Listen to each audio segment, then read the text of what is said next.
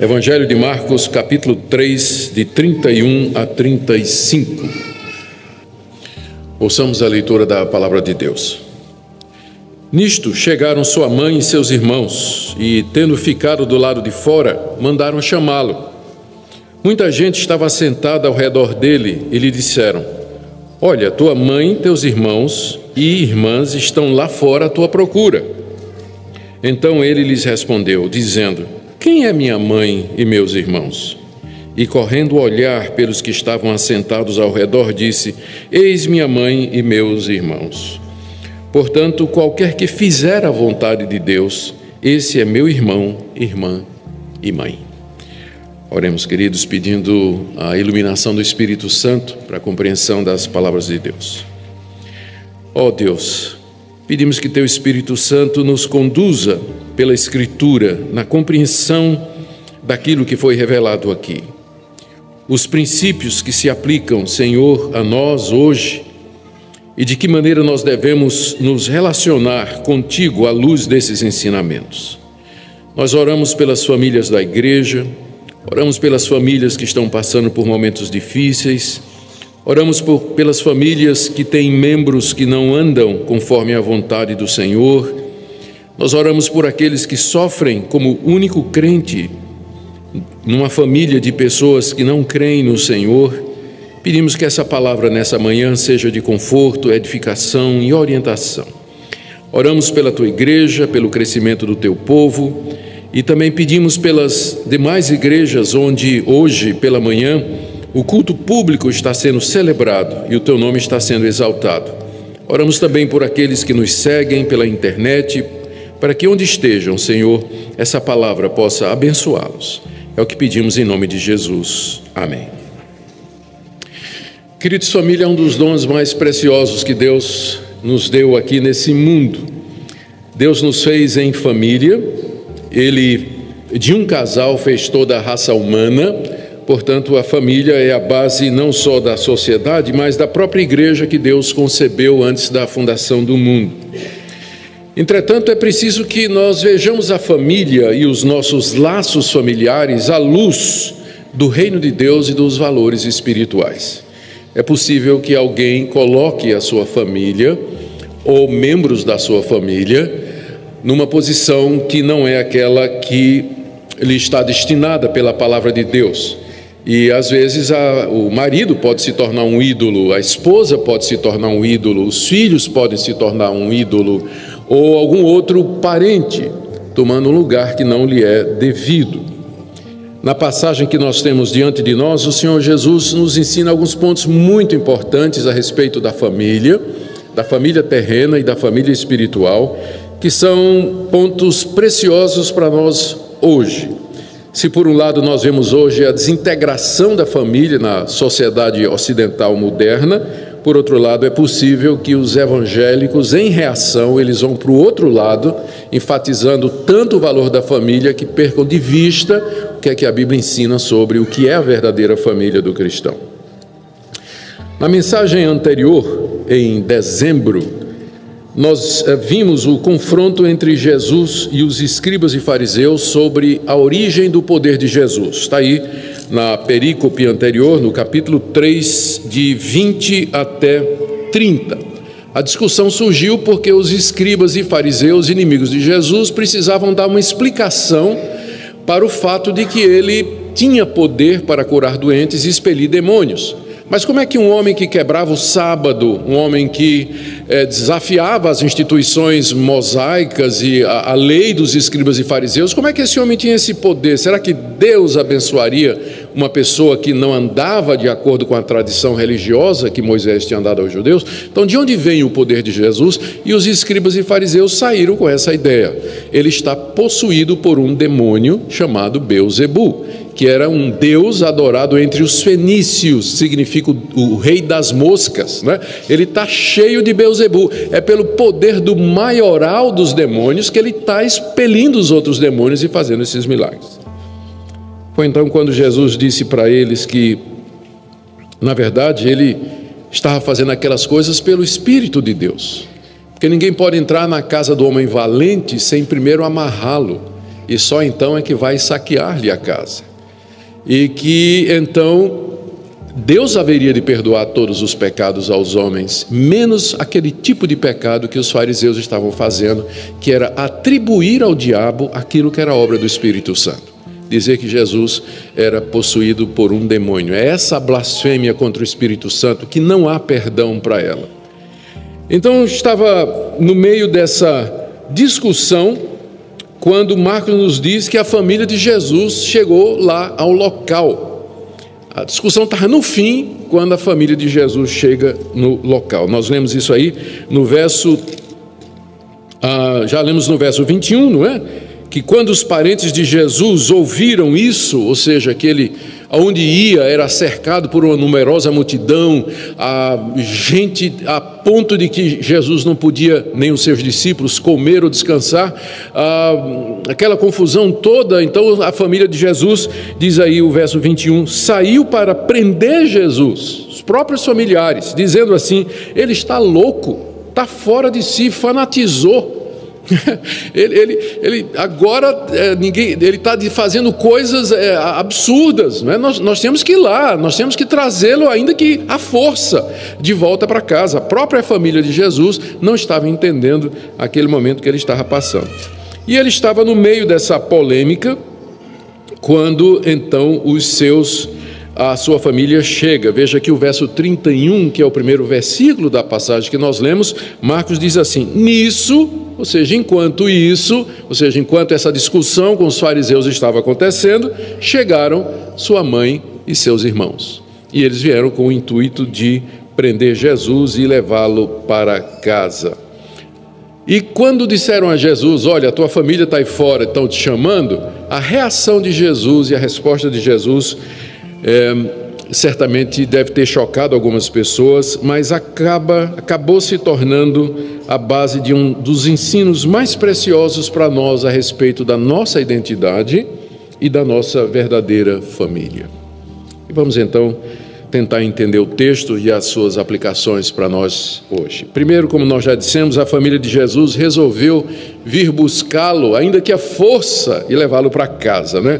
Diz aí o verso 20, se a gente voltar um pouquinho, que Jesus foi para casa e, não obstante, a multidão afluiu de novo, de tal modo que nem podia comer. Essa casa não é dita de quem é, talvez a casa de Pedro, e era na cidade de Cafarnaum, que era a base da obra missionária de Jesus. Ele ficava sediado em Cafarnaum e de lá ele fazia algumas viagens missionárias para as aldeias vizinhas.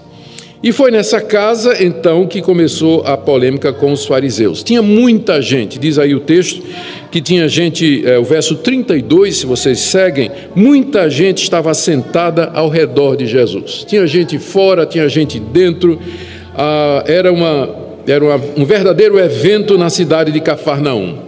Jesus tinha curado muita gente, expelido muitos demônios, os seus discípulos estavam dentro da casa, cercando numa roda, os fariseus estavam ali próximos também, quando então a família de Jesus chega para tirá-lo à força. Como nós já dissemos, o objetivo eles vieram porque diziam que Jesus estava fora de si. Algumas pessoas lendo o texto ficam pensando, não, eles foram procurar Jesus, tirar Jesus de lá para salvar Jesus daquela situação, preocupados com a saúde de Jesus, a saúde mental de Jesus, a saúde física de Jesus, mas o texto não está dizendo isso. O texto está dizendo que eles foram lá porque pensavam que Jesus tinha surtado, Jesus tinha ficado doido, e eles então, e essa era a preocupação, a reputação da família. Eles estavam preocupados, era com o nome da família. Jesus estava fazendo coisas que estavam envergonhando a família. E eles foram lá para colher Jesus de qualquer forma e levá-lo de volta para casa. A comitiva que foi buscar era composta de Maria, sua mãe. A gente fica sem saber direito qual era a posição de Maria aqui, porque o Evangelho de Lucas nos diz que desde cedo Maria ia guardando aquelas coisas que ela aprendia sobre Jesus no coração. E ela sabia quem era Jesus, né? Mas de repente ela está aqui para tirar Jesus do meio do seu ministério. Essa questão é tão interessante que alguns manuscritos muito antigos invertem a ordem. Em vez de dizer chegaram sua mãe e seus irmãos, alguns manuscritos antigos dizem, chegaram seus irmãos e sua mãe, como que se a iniciativa tivesse sido dos irmãos, porque os irmãos de fato não acreditavam nele, não é? Os irmãos são Tiago, José, Judas e Simão, que não eram irmãos, mas eram meio-irmãos, eram filhos de Maria com José, e Jesus era apenas filho de Maria, gerado pelo Espírito Santo. Eram meio-irmãos de Jesus. Provavelmente foi deles a iniciativa e eles levaram Maria a reboque, não é?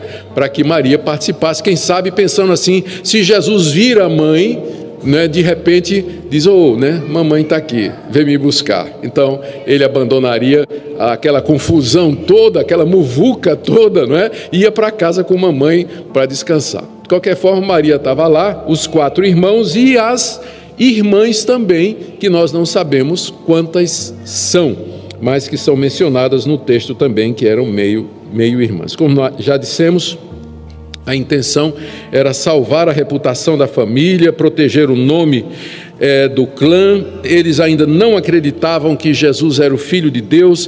Mais tarde, Judas vai se converter e escreve a carta que tem o seu nome, que fica antes de Apocalipse. Tiago, irmão de Jesus, vai se converter depois e se torna o líder da igreja de Jerusalém, e é quem escreveu a carta a Tiago, que nós temos no Novo Testamento, mas a essa altura eles ainda não criam que Jesus era o Filho de Deus, achavam que ele estava louco, por isso eles foram lá tentar proteger o nome da família, e ficaram do lado de fora da casa, diz o verso 31, ficaram do lado de fora. O relato de Marcos e o relato de Mateus dão a impressão de que eles não quiseram entrar, não quiseram nem entrar. Lucas é que diz que eles não entraram porque tinha muita gente. Então nós vamos dar o crédito do amor, né? Vamos entender que eles não entraram é porque não deu para entrar. Porque pelo relato de Lucas, de Marcos, que nós temos aqui, a impressão é que eles disseram, nós não queremos ter nada com isso. Ô Jesus, sai daí, né? Vem para cá, vamos embora para casa, nós somos tua família. E mandaram chamar Jesus de um jeito ou de outro. E aí então o verso 32 nos diz que muita gente estava sentada ao redor de Jesus e disseram, olha, tua mãe, teus irmãos e irmãs estão lá fora à tua procura. Estão te procurando, a tua mãe, teus irmãos e tuas irmãs, a família toda está lá fora procurando. Interromperam Jesus no meio do seu discurso, no meio da sua palavra, e dizendo que ele devia parar, o que está implícito aqui, não é? Dizendo, olha Jesus, para o que você está fazendo e vai atender sua mãe, seus irmãos e suas irmãs. Naquela época, família era muito importante e vinha em primeiro lugar. Aquela era uma sociedade completamente baseada em laços familiares. E dizer assim, olha, tua mãe, teus irmãos, tua família está aí fora, era quase que uma chamada urgente, não é? Dizendo, você tem que parar o que você está fazendo e você tem que ir lá atender sua mãe e seus irmãos. Mas a reação de Jesus foi completamente surpreendente, né? Ninguém esperava o que Jesus ia dizer aqui. Podia até parecer uma quebra do 5º mandamento, né? Honra teu pai e tua mãe. Podia até parecer uma quebra desse mandamento, porque a resposta de Jesus revelava alguma coisa muito mais profunda e básica por detrás daquela situação. Diz aí o verso 33 que Jesus respondeu dizendo, quem é minha mãe e meus irmãos? Quem é minha mãe e meus irmãos? Pode parecer rude e desrespeitoso, não é verdade? Mas Jesus queria provocar a multidão a refletir sobre os nossos verdadeiros laços, quem é a nossa verdadeira família, aqui nesse mundo e na eternidade. Esse era o objetivo de Jesus, por isso ele vem com essa pergunta retórica, provocativa. Vocês estão dizendo que minha mãe e meus irmãos estão aí fora, mas quem é, na verdade, minha mãe e meus irmãos? A pergunta de Jesus, então, tinha como objetivo levar aquelas pessoas a refletir sobre a verdadeira natureza do reino de Deus e a verdadeira natureza da família. E aí, em seguida, ele estabelece quem é a verdadeira família dele. Quem é a minha verdadeira família? Verso 34, ele corre o olhar pelos que estavam assentados ao redor. Eu imagino a cena, né? Ele pergunta, quem é minha mãe, quem é meus irmãos? Todo mundo assim.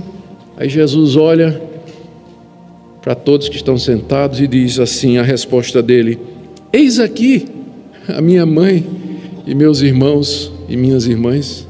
Eles não estão lá fora, mas eles estão aqui dentro. Esses são a minha mãe, meus irmãos e minha irmã, aqueles que estavam assentados aos seus pés para ouvir a palavra de Deus, aqueles que o ouviam, seguiam, amavam e obedeciam. Essa era a verdadeira família de Jesus. E por que aquelas pessoas dentro de casa eram a verdadeira família de Jesus? Ele diz no verso 35, a guisa de conclusão, o portanto diz isso, né? A conclusão de Jesus: portanto, qualquer que fizer a vontade de Deus, esse é meu irmão, minha irmã e minha mãe. Qualquer que fizer a vontade de Deus, esse ou essa é a minha mãe, meu irmão e minha irmã. Com isso, Jesus Cristo estabeleceu que os laços espirituais, eles estão acima dos laços de sangue familiares e carnais. Isso pode parecer, e com certeza era alguma coisa revolucionária para aqueles dias, e com certeza também é para hoje, mas define a importância do reino de Deus, a prioridade de Jesus e dos valores espirituais, acima daquilo que nós mais prezamos nesse mundo, que é a própria família. Uma vez Jesus Cristo disse: quem ama seu pai, sua mãe, seus irmãos e seus filhos mais do que a mim, esse não é digno de mim. Uma vez ele disse isso, e ele está repetindo isso aqui de outra forma. Esses que estão aqui ouvindo a palavra de Deus e obedecendo a palavra de Deus, essa é minha família. Essa é a minha família. É importante notar o que é que Jesus não quis dizer, porque essas palavras dele podem ser mal interpretadas. O que é que ele não quis dizer? Ele não quis dizer que ele não se importava com Maria, ou que ele não estava desonrando a mãe dele. Ele amou Maria, amava Maria, cuidou dela até na hora da morte. Ele estava pendurado na cruz e disse ao apóstolo João: eis aí a tua mãe, cuida de Maria. Ele amava a sua mãe. Ele não estava aqui querendo desrespeitá-la ou dizer que nós não devemos ter qualquer cuidado, ou amor, ou afeto, ou carinho com os nossos familiares, de forma nenhuma. Ele também não estava querendo dizer que a gente deve colocar os irmãos da igreja acima da nossa família, como algumas seitas fazem. Por exemplo, aceitam os meninos de Deus, que hoje já mudou de nome, na minha época era Meninos de Deus. Costumavam catequizar os jovens e tirá-los de suas casas e dizer: nós somos a sua verdadeira família, e formavam guetos, grupos que moravam juntos no meio da promiscuidade sexual e tudo mais, separando as pessoas, os jovens das suas famílias, e eles usavam passagens como essa, que é naturalmente uma inferência absurda. Jesus não está dizendo isso, ele não está desfazendo os laços familiares, ele está estabelecendo as prioridades. Não está acabando com a família, mas está estabelecendo as prioridades. E como nós precisamos disso. Ele também não está aqui querendo dizer que temos que tratar os nossos parentes descrentes com desprezo. Claro que não. O que ele está dizendo? E aqui eu quero que você preste atenção. Ele está dizendo que a família final e duradoura do cristão é feita dos irmãos em Cristo. Essa é a família duradoura e final, é aquela que é feita dos irmãos em Cristo Jesus, porque carne e sangue, laços familiares, eles duram aqui, enquanto esse mundo existir. Eternidade afora, são os laços espirituais que vão perdurar. Eu vou me lembrar da minha esposa, dos meus filhos e dos meus familiares no reino de Cristo, durante a vida eterna, mas eles serão meus irmãos.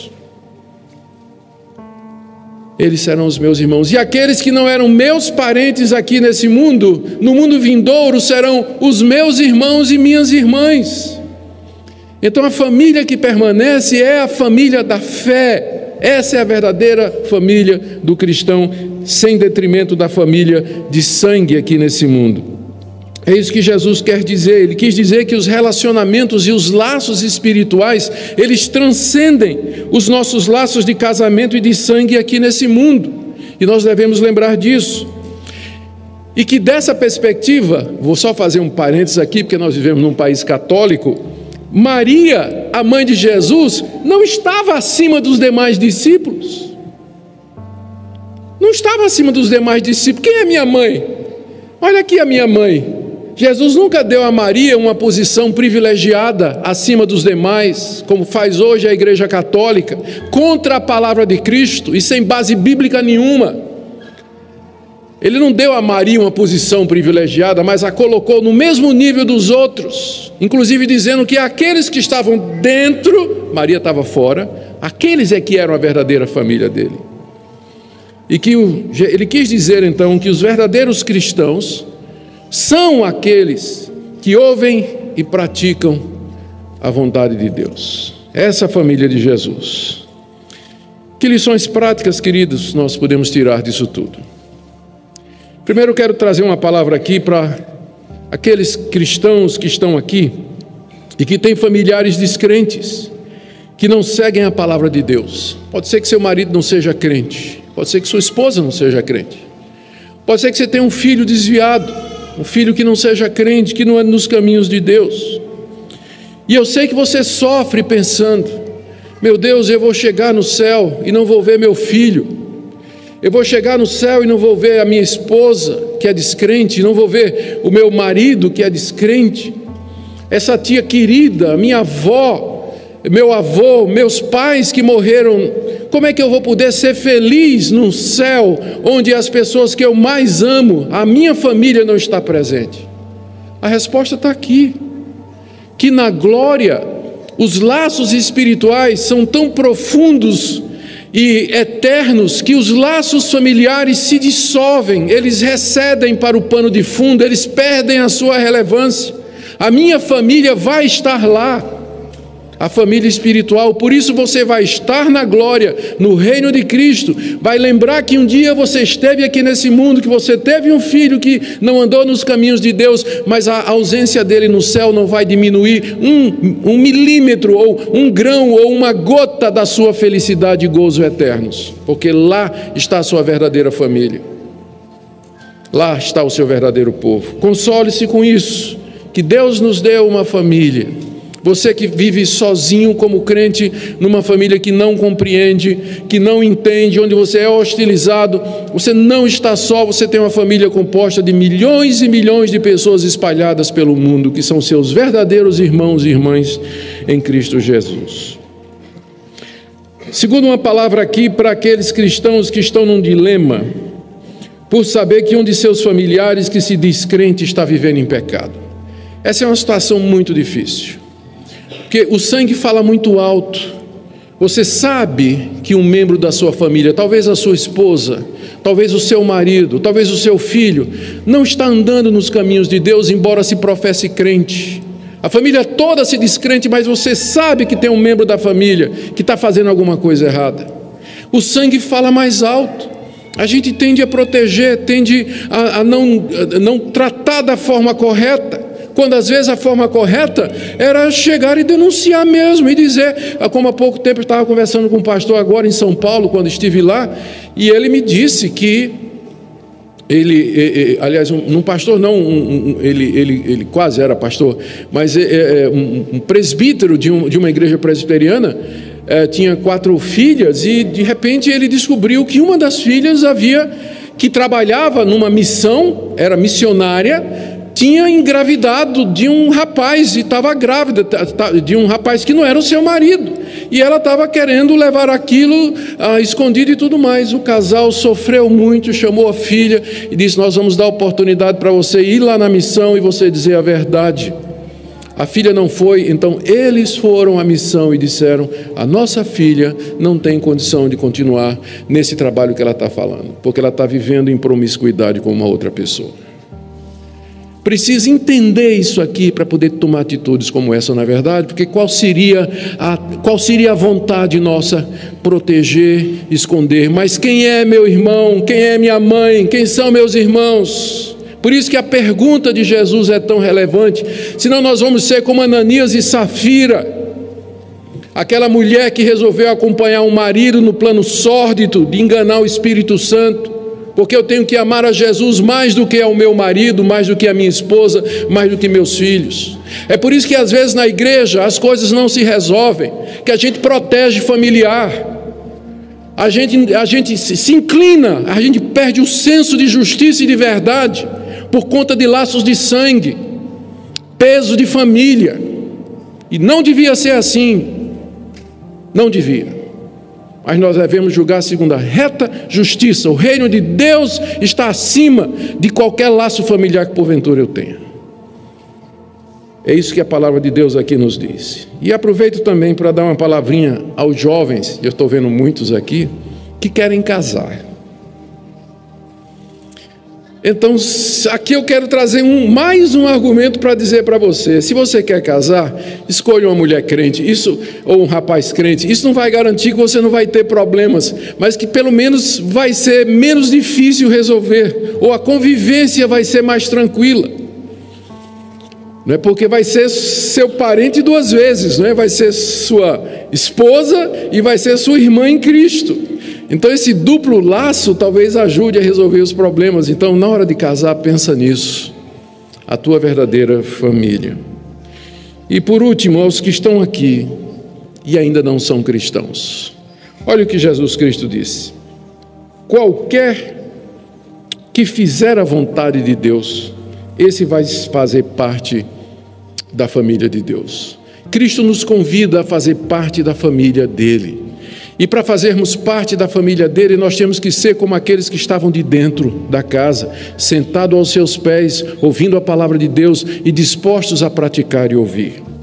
Há jovens aqui que nasceram no Evangelho. Não pensem que por terem nascido no Evangelho, ser filhos de pais crentes e que foram batizados na infância, que isso garante a salvação de vocês. Vocês perceberam aqui claramente a diferença entre laço de sangue e laço espiritual. O fato de você nascer numa família cristã não quer dizer que você é da família de Jesus.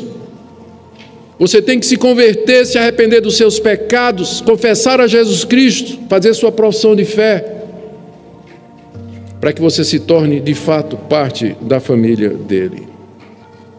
Não importa quem você seja nessa manhã, o chamado de Jesus é colocado diante de nós hoje.